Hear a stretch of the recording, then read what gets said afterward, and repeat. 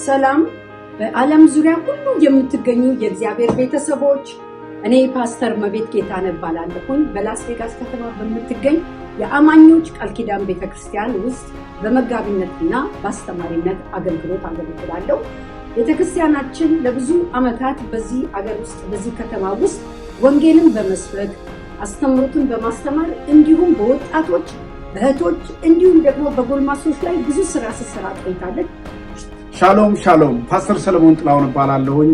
በላስ ቬጋስ ከተማ በምትገኘው በአማኞች ቃል ኪዳን ቤተክርስቲያን ውስጥ በፓስተርነት አገለግላለሁ። የእግዚአብሔር ቃል እንደሚናገር በማቴዎስ ወንጌል ምዕራፍ 28 ከቁጥር 19 ጀምሮ ወደ ዓለም ሁሉ ሂዱ፣ ወንጌልን ለፍጥረት ሁሉ ስበኩ፣ በአብ በወልድ መንፈስ ቅዱስ ስም እያጠመቃችኋቸው ደቀ መዛሙርቴ አድርጉ እንደሚል ይህች ቤተክርስቲያን ትውልድን ታስተምራለች፣ ትቀርጻለች። በማንኛውም የህይወት አቅጣጫ ተጽዕኖ የሚያመጡ ትውልዶችን ማፍራት ስለሆነ እግዚአብሔር በዚህ አቅጣጫ ቤተክርስቲያንን አስነስቷታል። በዚህች ቤተክርስቲያን ውስጥ የተለያዩ አገልግሎቶች ይሰጣሉ። የእህቶች አገልግሎት አለ፣ የህፃናቶች የወጣቶች አገልግሎቶች አሉን። እግዚአብሔር እየረዳን ያለው ወገኖቼ፣ ጸልዩልን። እግዚአብሔር ከኛ ጋራ ነው። ጸጋ ይብዛላችሁ። ሰላም ቅዱሳን፣ ስሜ ኢየሩሳሌም ታምራት ይባላል። በላስ ቬጋስ በምትገኘው በአማኞች ቃል ኪዳን ቤተክርስቲያን ውስጥ በወጣቶችና ህፃናት አገልግሎት ዘርፍ ላይ አገለግላለሁ።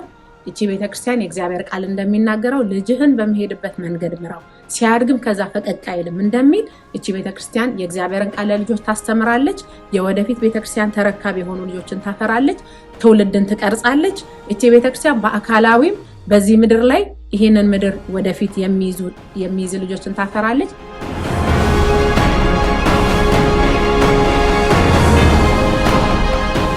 ሰላም በጌታ የተወደዳችሁ ወገኖቼ፣ እኔ ወንጌላዊ ቴዎድሮስ ዓለሙ እባላለሁ። በላስ ቬጋስ ውስጥ ባለችው በአማኞች ቃል ኪዳን ቤተክርስቲያን ውስጥ በወንጌል አገልግሎት የማገለግል ነኝ።